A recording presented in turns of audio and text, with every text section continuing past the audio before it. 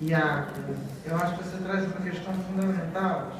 Eu não posso me estender nisso, acho que esse debate é outro debate, inclusive pela menção à prostituição. E algumas das coisas, as lutas de todos os setores oprimidos são fundamentais porque elas tornam claras a existência da opressão e tensionam a igualdade, que precisa ser construída. Só há igualdade se houver diferença. Não é possível haver diferença se não houver igualdade. Onde não há igualdade, diferença é hierarquia. Certo? Acima ou abaixo. Então só é possível ser diferente quando a gente é igual. É óbvio que eu não faço ideia do que é ter uma sociedade onde homens e mulheres sejam iguais. E não é porque homens viraram mulheres e mulheres viraram homens. Mas porque, para que eu seja plenamente mulher, eu não posso ter medo do homem. E o caso da sexualidade passa exatamente por isso, inclusive nas diversas situações trágicas. Eu acho que a gente tem que aprofundar os debates não só sobre o que é emancipação do conjunto da classe trabalhadora frente ao capital e da construção de uma igualdade real, isso é, capaz de levar adiante as diferenças e não simplesmente suprimi-las. Não será nunca um processo fácil, em nenhuma circunstância, mas é um processo fundamental. E não é um processo fácil porque muitas das nossas reivindicações não têm raízes em nada que seja natureza. Tem raízes em transformações que são propriamente sociais, são psicossociais. E nós não sabemos que próximas possibilidades virão ou em que medida as nossas próprias lutas não vêm carregadas de sentido capitalista, como a menina ali colocou. Portanto, só discutindo, debatendo, promovendo uma consciência múltipla, que isso é possível. Eu vou dar um exemplo. Eu já participei de muitas mesas, né, sobre LGBT, questão feminina, e uma das grandes questões para mim é a prostituição. Eu vou defender sempre prostitutos e prostitutas, mas vou combater sempre a prostituição. Nosso corpo não é propriedade. Nós não temos propriedade do corpo. Helena citou a Eleni Varricas. A gente já tem uma conversa sobre isso, é muito interessante. Corpo humano não é propriedade. Nós somos o nosso corpo. Portanto, supor que o corpo é propriedade e que ele é, em parte, vendável, é uma catástrofe social. Prostituição não é venda de corpo, é venda de atividade.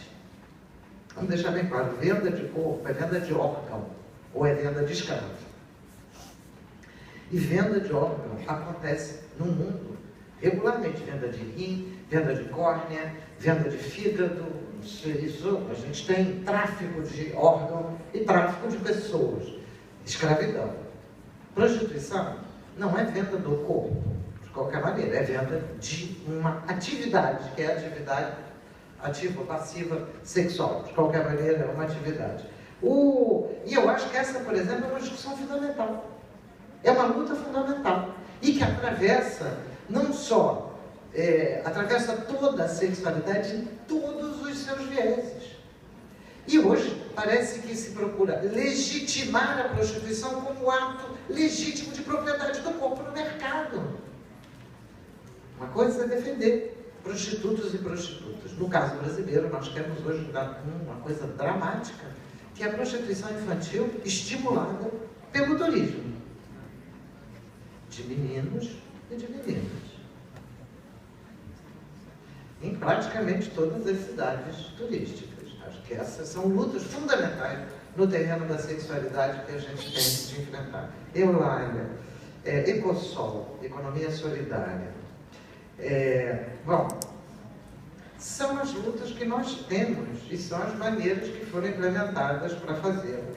Eu até nem tenho informação sobre como está a situação da economia solidária agora, mas acredito que esteja estrangulada porque o governo Temer, né, o governo ilegítimo de um golpista jurídico, parlamentar e midiático, tem tudo para estrangular todas as iniciativas anteriores.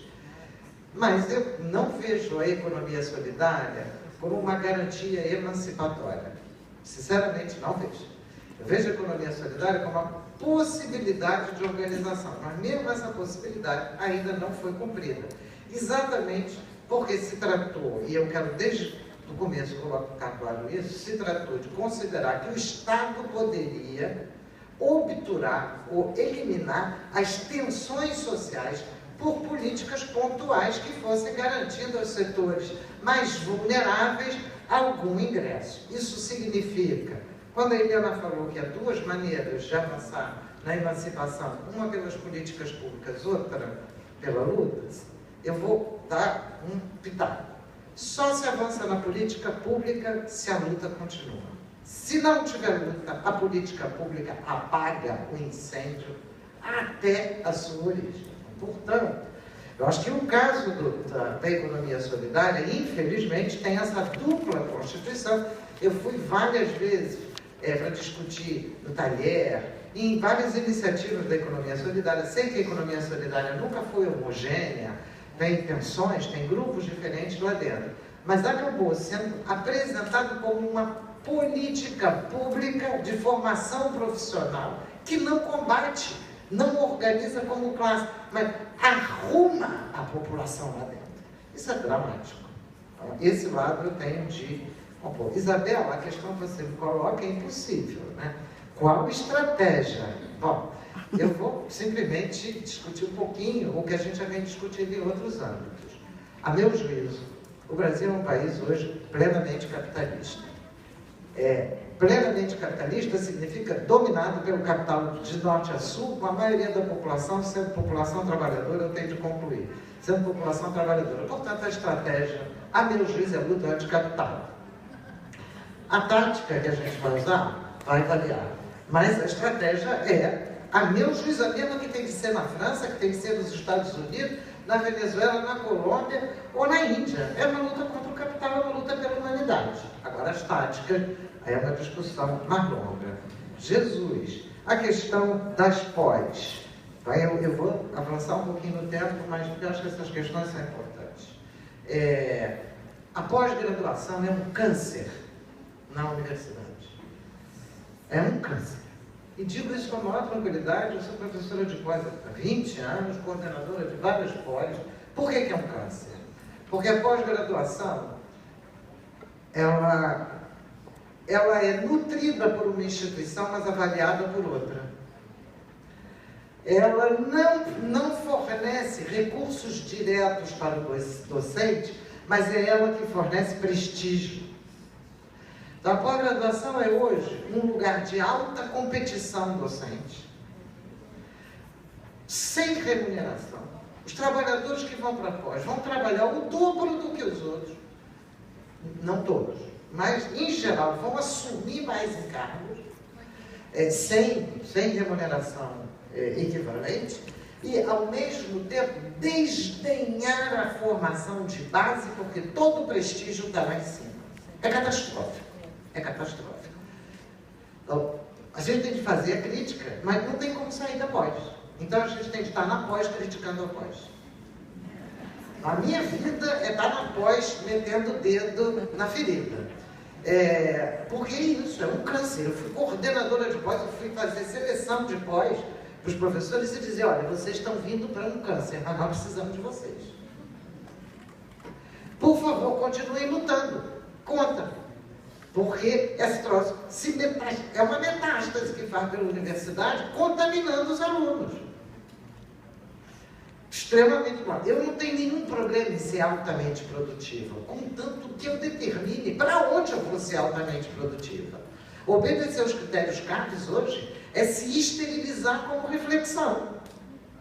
Não pode. Então tem de ter um número muito alto. Tem de ter um número muito alto, legal, mas eu não vou publicar em nenhuma das revistas que dizem que eu tenho de publicar. Não vou para os congressos que eles dizem que eu tenho de ir, eu vou para os que eu quero. E depois boto lá os congressos. porque é um negócio louco. Mas essa luta é uma luta, a gente precisa de mais ciência e não menos ciência. Segundo ponto que eu acho fundamental, e peço desculpa por me alongar, é a discussão das lutas dentro da ciência. Nós estamos assistindo, em nome da ciência, no caso brasileiro, a imposição dos agrotóxicos e dos transgênicos. Nós estamos assistindo a demissão dos biólogos e dos sanitaristas que ousaram enfrentar Monsanto e outras empresas e, em nome da ciência, demitir esses caras para liberação total do uso de agrotóxico, de veneno agrícola e de transgênico.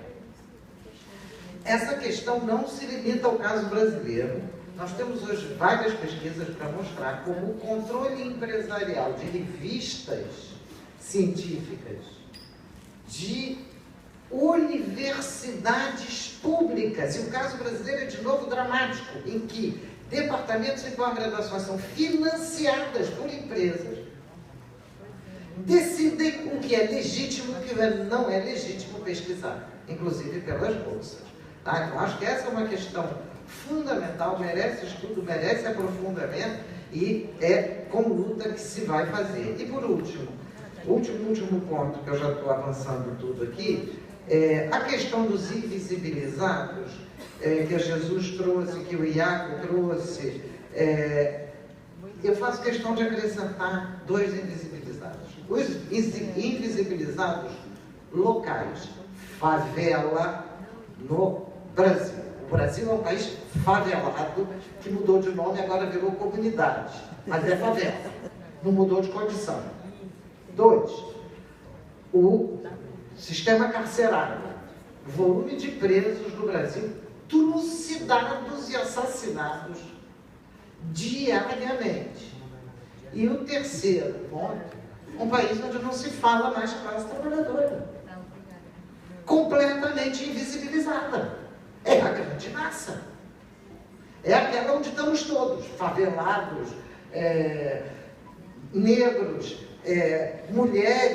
mulheres negras, trans, estamos todos nessa, invisível, desapareceu. Portanto, atenção, é nas contradições, inclusive da nossa luta, que a gente tem de enfrentar, e eu queria agradecer estar aqui nessa mesa, poder estar conversando com vocês e estar ouvindo a brilhante exposição da Helena. Obrigada, Neide. Obrigada, professora Virginia.